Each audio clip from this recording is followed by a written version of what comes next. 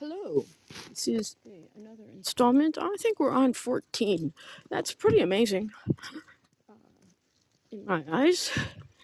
But if y'all would tell your friends about this podcast, if you enjoy it, then that will help a lot to increase how many people listen and maybe make this a successful venture. Okay, so with that out of the way, today I would like to talk about daylight savings times, or lack thereof. As we all know, the Earth spins on its axis once every 24 hours. It wasn't until the advent of the trains that there were actually time zones on the Earth. This was in part because the trains needed to have a schedule. People who were waiting for a train to go to a different city, as the trains were being built in the United States, they not only wanted to go north-south, which would be in the same time, but they really needed to go east-west.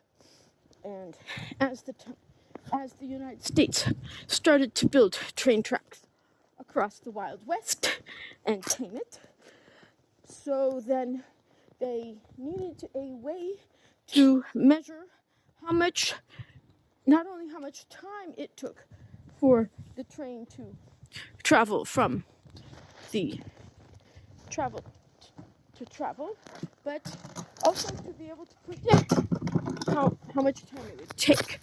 Now, in those days, before the advent of time zones, each city looked at the sun the previous day and said, the sun is at its zenith, as high as it will go, and that's 12 o'clock. So everyone would set their watches accordingly, and the rest of the day, until the next day, the hours were set. But now we needed to have a zone where each city, according to the longitudinal axis and the equatorial axis, would have a common time. And so that's how we started the time zones. And now train passengers would know what the time would be in, say, California. Los Angeles, Sacramento was more important in the 19th century because of the gold rush in 1849, and New York. And you could know what the time was on any part of the world after these time zones were set up. So now this brings us to what we so-called, say, daylight savings time. During World War I, in Britain, there was a movement to have more working hours during the light, when in the Northern Hemisphere, because of the 23 degrees tilt of the Earth, so the sun supposedly, but it's not really logical, and I would like to write some sort of a novel, short story about actually how that the sun doesn't rise and the sun doesn't set. It's all based on the rotation of the Earth, and it is quite logical that way.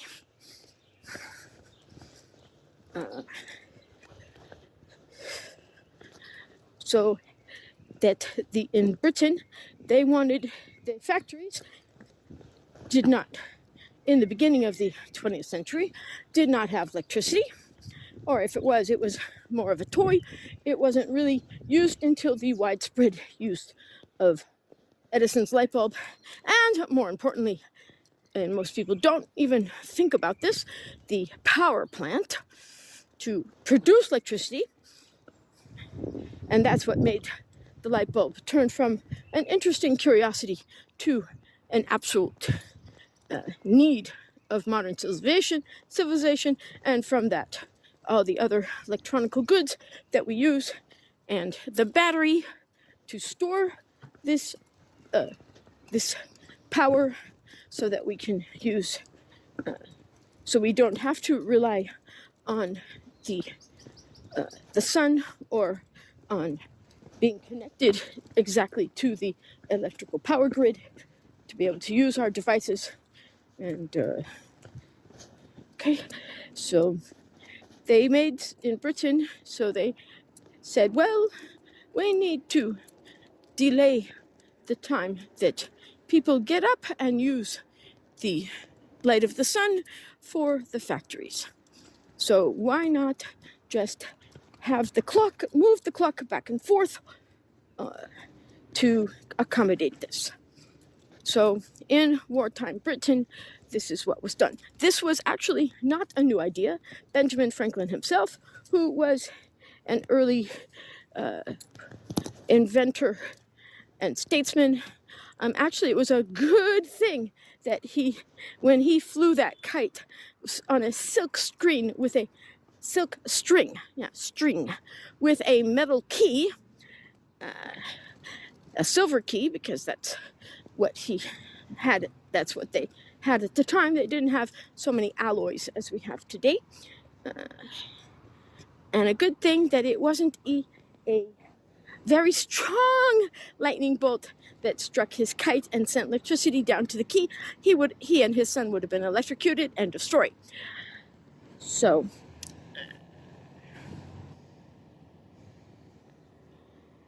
now he had suggested to move our clocks out back and forth in the summer and winter, so there would be more light when the people, the artisans, would be able to use it. So in the 18th century, this idea was a curiosity, and it wasn't until World War I that it became very important. I have done much research on this. Nowadays, most, if not all, of places of work nowadays use electricity to light our factories and to run our computers. I did try in the past to have a solar-powered battery to run things, but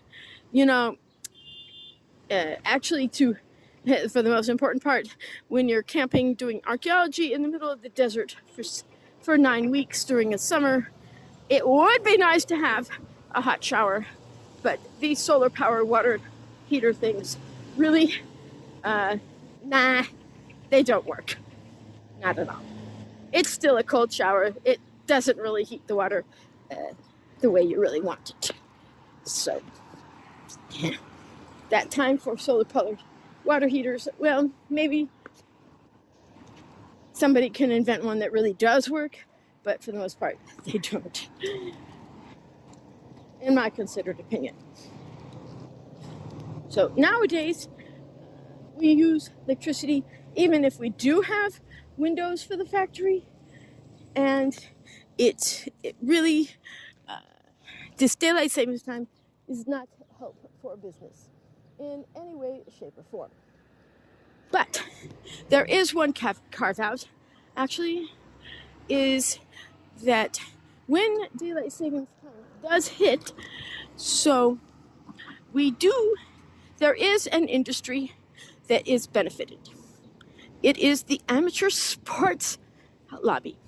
I'm sure maybe you didn't realize this, but they plan for the amateur sports, tennis, golf, basketball, all these amateur sports plan their hours and their promotions to more or less coincide with the advent of daylight savings time, because then, maybe not right now in March, when we still, even after we change the clocks, there's not that much time after 5 o'clock, but it will become important in about 2 or 3 weeks, that people will look outside when they finish work and say, oh, It's still light out. Maybe I should go to the gym and play tennis or do some running through the park. Yeah, that sounds like a great time right before dinner.